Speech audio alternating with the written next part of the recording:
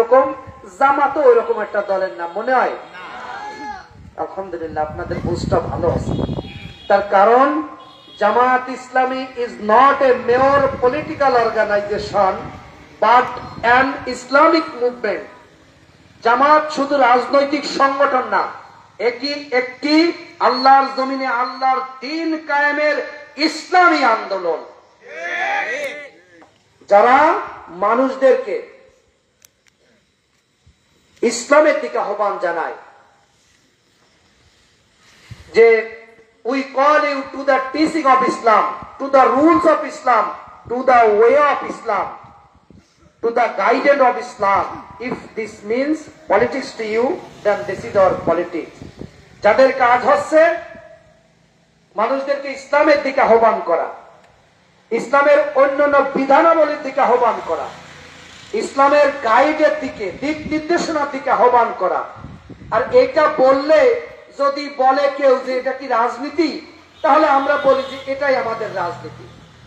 ইসলামের দিকে, কোরআনের দিকে, আল্লাহর দিকে আহ্বান করলে কেউ যদি বলে যে এটা রাজনীতি, তাহলে আমরা মনে করি এই মৌলিক রাজনৈতিক ইসলামী চেতনাই হচ্ছে আমাদের আদর্শ।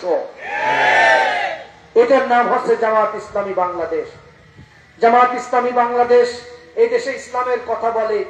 এই 80 বছর ধরে বলতেছি, বাংলাদেশে স্বাধীন হওয়ার পর থেকে আমাদের মুরব্বীরা বলতেছে যে আওয়ামী লীগের শাসন দেখছেন, বিএনপির শাসন দেখছেন, জাতীয় পার্টির শাসন দেখছেন, জামাতের একটু শাসন কি দেখছেন আপনারা?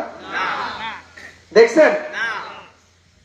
26 বছরের মতো আওয়ামী লীগদের শাসন করেছে, বিএনপি 16 বছর শাসন করেছে।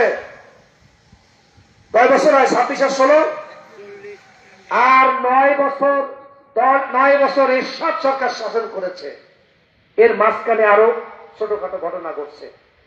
নতুন করে কে শাসন করলে নতুন করে কি দেবে, এটা কি আর পরিচয় করানোর দরকার আছে? মার সামনে কি মামা বাড়ির গল্প? কিন্তু জামাত ইসলামীর শাসন কি আপনারা দেখছেন? জামাত ইসলামীর শাসন দেখেন নাই।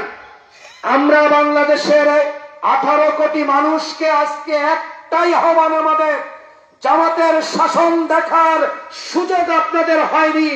একবার জামাতকে সুযোগ দেন। এই বাংলাদেশকে যদি পরিবর্তন করতে না পারি, সুখী সমৃদ্ধশালী সোনার বাংলা যদি না করতে